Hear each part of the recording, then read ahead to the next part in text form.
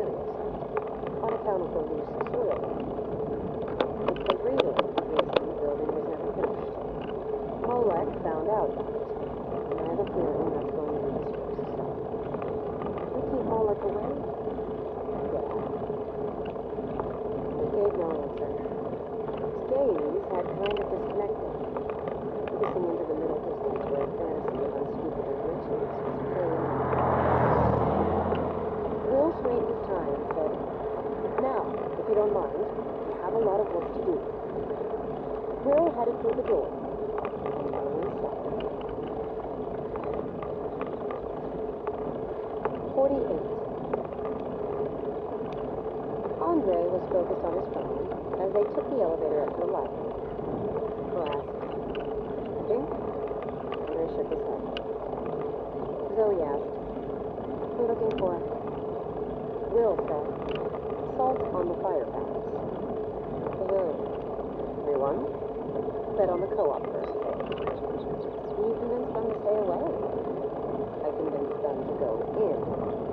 I told them we were moving in at dawn. There's no way in hell they'd let us steal their food. I basically set a deadline for them. They wanted them to go after Molech. They were going to do it either way. I wanted to make sure they did it tonight. Holy crap, you're diabolical. Trust me.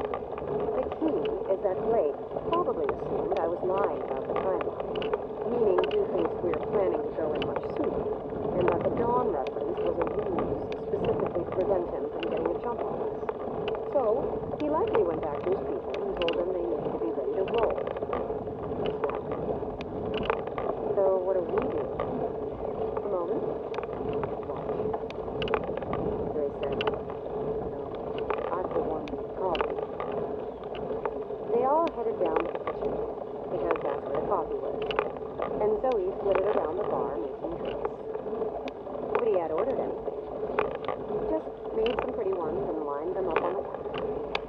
The one she was working on at the moment had 4 shots of espresso, a mixture of coconut milk and honey, and was sweetened with bergamot syrup. She drew a Z in an old English font on the phone and sprinkled it with chocolate shavings. Then she grabbed another mug and started again.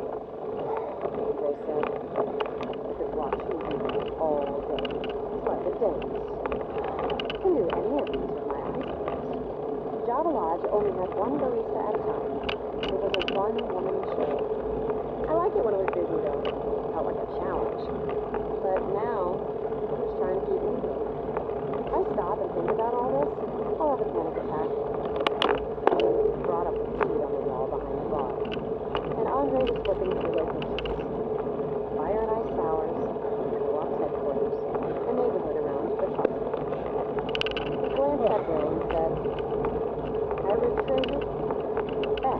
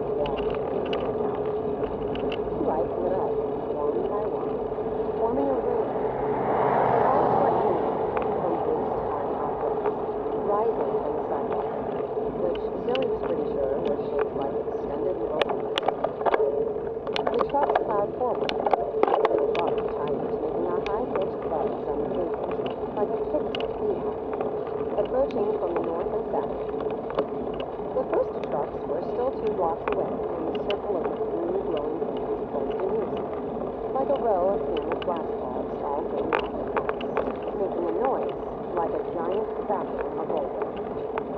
Twin cameras all switched toward the trucks, as if expecting explosions. Nothing occurred. Still, the trucks slowed at the sight of the lights, as if the drivers were suddenly unsure of what they were barreling into. Rather, most of them did. The first trucks, the ones that had been closest to the blast in each direction, continued to plow forward, unabated. The first started to swerve off to the left, away from the Fire Palace, toward the Ice Palace across the street. The next rolled on toward the Fire Palace, but wheezed, as if the driver was steering the vehicle with his knees. Eventually, both trucks rumbled lazily to a stop, one bumping gently into one of the glowing hands outside the fireplace, other rolling up onto the sidewalk across the street. The rest of the trucks skidded to a halt, uncertain, keeping their distance. For a moment, those SWAT teams came spilling out of the trucks. Nothing exploded. Enhanced horrors came sprinting out of the tower. Instead, after a few minutes, a dozen or so shirtless Molech henchmen came strolling out toward the vehicles calmly. One of them was eating a sandwich. Walked up to both vehicles and opened the rear doors. Zoe gasped as a bundle of charred limbs tumbled out. The henchmen rooted around inside the trucks, gathering up the weapons and gear from within, and hauling it all back into the Fire Palace. One of the henchmen pulled out a can of spray paint, and in glow-in-the-dark blue paint, tagged both of the vehicles with a drawing of a hand giving the middle finger. Next to Zoe, Andre gave a tired sigh. Zoe kept her eyes on the feed as she started grinding another batch of espresso beans. The collective gaze of Gordon touched the roof of the Fire Palace, where the two choppers had already dropped zip lines onto a rooftop that was still smoldering from the aftermath of Armando's battle with Godzilla earlier in the day. Another ring of blue hands glowed to life around the rim of the circular rooftop. There was another flash. A rain of flaming corpses tumbled out of the hilltoppers. The choppers swerved and lurched and then tumbled down onto Fairfax Avenue, joining the dead trucks nearby. The comment bar alongside the feed went wild with Team Molech cheers. Zoe whispered, Phil said, still have much to learn about this world. The rest of the co-op's armored column was now backing up, slowly enough to make it appear to be a strategic repositioning rather than a full-on retreat. The world waited to see what else the hired guns of Tabula Rasa would throw at Molech. The feeds for each of the major security services were full of stunned professionals trying to hide their terror in detached discussion of strategy. Suggestions were made about cutting off power to the building to shut down the energy weapons, but someone noted that the co-op had actually already done that. Buildings apparently have their own power source. Analysts tried to study and identify the defenses, and quickly came to the conclusion that they were nothing currently known to science. But then the feed switched to a group of men surrounding a single olive green truck, parked outside of town in the desert. It had a ramp on the back, aimed toward the sky at a 45-degree angle, covered in a green tarp. When they yanked the tarp aside, it revealed what looked to Zoe like a miniature fighter jet, about the size of one you'd make for a baby or a small dog to fly. She assumed it was neither of those things. The sight of it, Andre choked on his drink. Zoe said, "What is that?" Phil said, "No control heavy ordnance. Basically a cruise missile. It's Russian." Phil said, "Will you try to bring down the building?" Seemed mildly annoyed, as if frustrated by the amateur's unsubtle technique. Bud said, "Those crazy sons of bitches. That's the Black Dawn militia. So we know who hijacked that convoy last week." Missile blasts beat the night sky under a roar of fire, as the men on the ground hooted and yelped followed them for 20 years.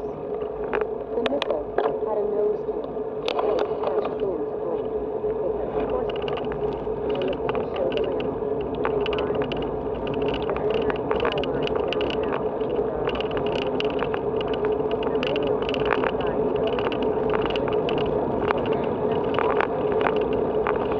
the red box was screaming for the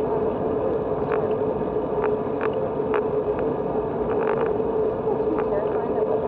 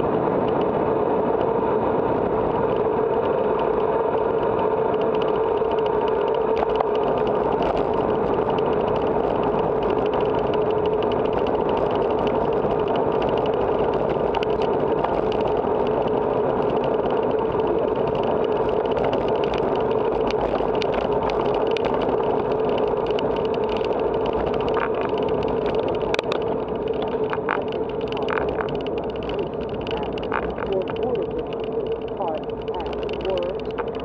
Don't hold up. We don't need to go over this. I reckon we do.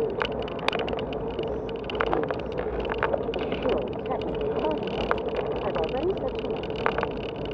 Favorite. Dante. Lord will take what he desires to make it different.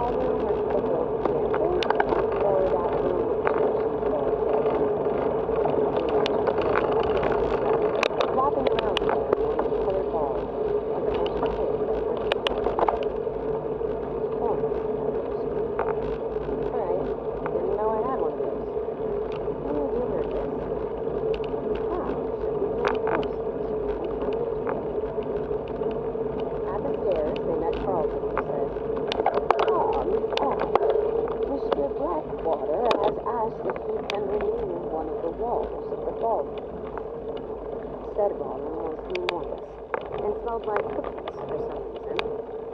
Absolutely choked with Christmas decorations, as if they had done the rest of the house and then realized they still had 4 metric tons of wreaths, bows, candles, lights, and hundreds of other festive doodads left over.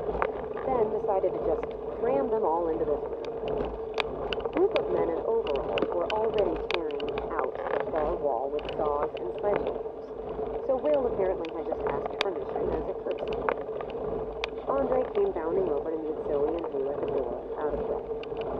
He was in jeans and a paint-stained sweatshirt. Work clothes. We got a flatbed out there. Too wide to get into the garage. Too tall, too.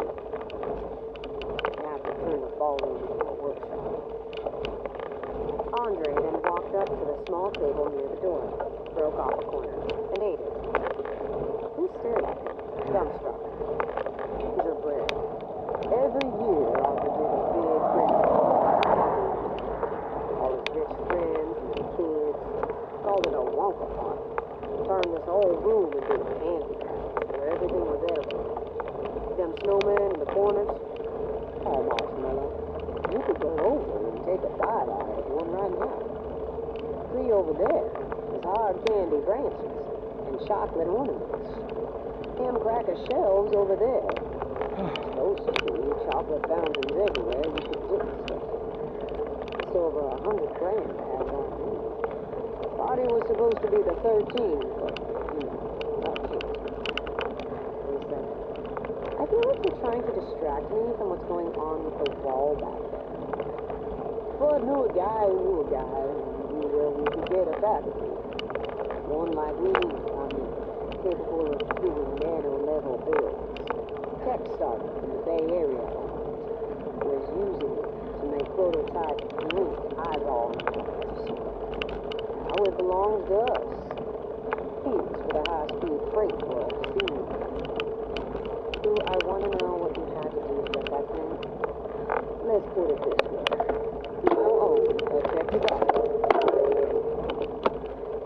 The workers along the wall called out a warning to everyone scattered. The wall collapsed inward in a cloud of dust, revealing the night sky and ushering in a blast of chilled air from the courtyard. A pair of forklifts rolled into the room, leaving muddy tracks across the black and white marble tiles.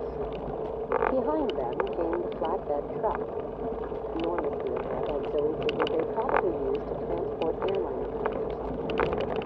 On the back was a series of round lumps covered in tarps. So, this was what it was like, she thought. Being on a pizza, bodyguard, brand new BMW, or a multi-million-dollar gadget making machine, you pick up the phone, and a little later it comes rolling up your driveway. The machine was the size of a freight train car. It was cylindrical and flat black, identical to the one she'd seen in Arthur's death video that Zoe had thought had looked like a huge black alien worm, or grub. The workers were buzzing around it. Staff from the tech company bought out, who had been paid an obscene amount of cash to make the rail trip from Sunnyvale, California, and work through the night. They were running cables and huddling around holographic displays, tweaking settings. Behind them, a team of men were hauling out wall debris and wheelbarrows, and 3 masons were already bricking up the giant pole with startling efficiency. She figured by sunrise, invisible mounted money deducted from some account to cover it all. It really was like a magic trick. Just slower, and noisier. By the time they finished getting the thing set up, Zoe was sitting cross-legged on the floor and eating the leg off a peanut brittle reindeer, while Andre stood over her, gnawing on a piece of antler he'd broken off, devouring their prey, like a pair of candy-eating jackals. Andre had found eggnog somewhere and had been adding an unhealthy amount of brandy to each of their glasses. Will approached, just as Andre was crinkling his forehead at Zoe and saying, you said my thing looks like a hamburger? Ooh, not a Whopper from Burger King. A Whopper, like the candy. Chocolate balls, full of some kind of industrial foam. only person in the room still wearing a suit and tie, gestured to the machine and said, "Congratulations.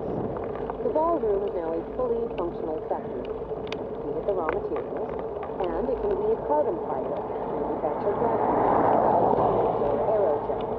It can build a working microprocessor or circuit board. Almost anything." We said, "Tell it to make me a mug of hot chocolate and a baby goat to cuddle." It's not a Star Trek replicator. It manufactures parts for electronics and nanoscale components. We said, I think it looks like a giant alien caterpillar. Andre says it looks like a giant robot on the floor. What do you think? Not yet, but we're working as fast as we can. Think patiently. Terry said, "I don't think she has the call, Professor Bill. There's much practice." Ignored this and said, "Anyway, this is the same model Arthur had in his warehouse. The schematics on the coin drive should be specifically written to work with it. You plug in the instructions at this end, where all the monitors are, and the caterpillar poops out a gadget on the other end." Finished saying. Zoe noticed Echo walking over in a cute velvet sweater and tights that she probably thought was her gross manual labor. It's supposedly ready to go. Trying to crash course. But the lead tech insisted on talking to me like I was his 4-year-old daughter, asking me what butterflies were in the Will said, "Can't stay here.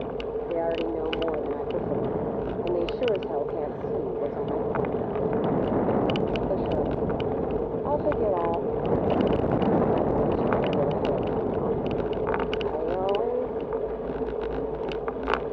As the techs packed up to leave, Zoe nodded toward Will and asked Echo, "Ever seen him in anything else?" "I've seen him." "What was he?" "Oh my God. I'm sorry I asked." Once the crew had shuffled out, Will handed Echo the coin and said, "Okay, fire it up."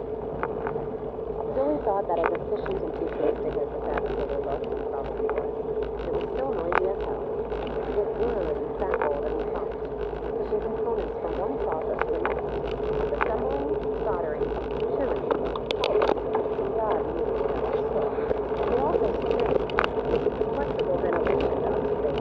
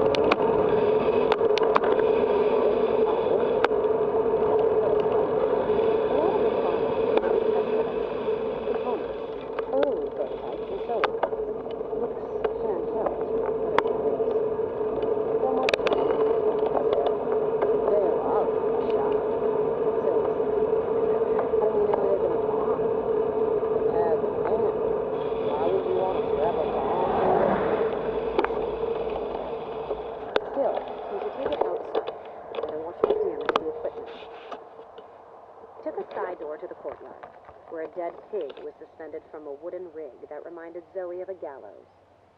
Carlton was pulling off a pair of rubber gloves and said, "That is the last of the pig carcasses, I'm afraid." Zoe asked, "Why did we have any pig carcasses here?" Will said, "Actually, they're by far the best analog for a human body in terms of measuring impact and damage from projectiles.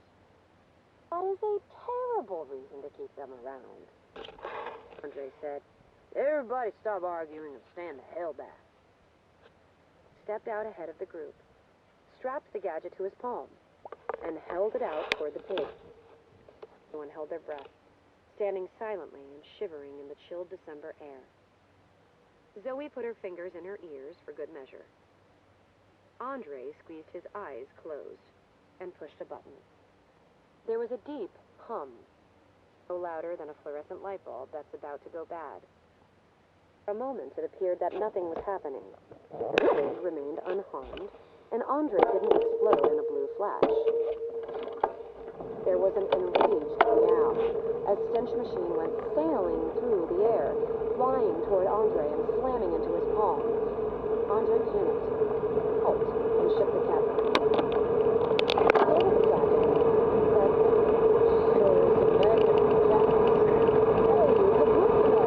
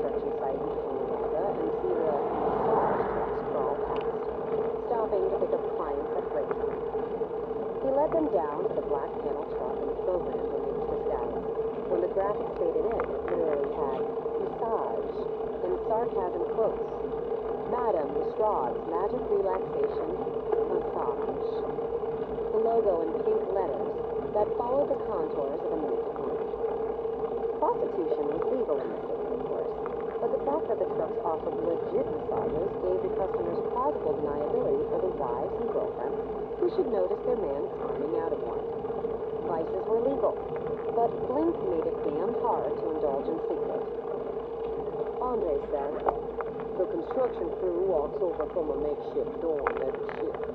We just gotta catch them on the way in. So he said, guys, this is the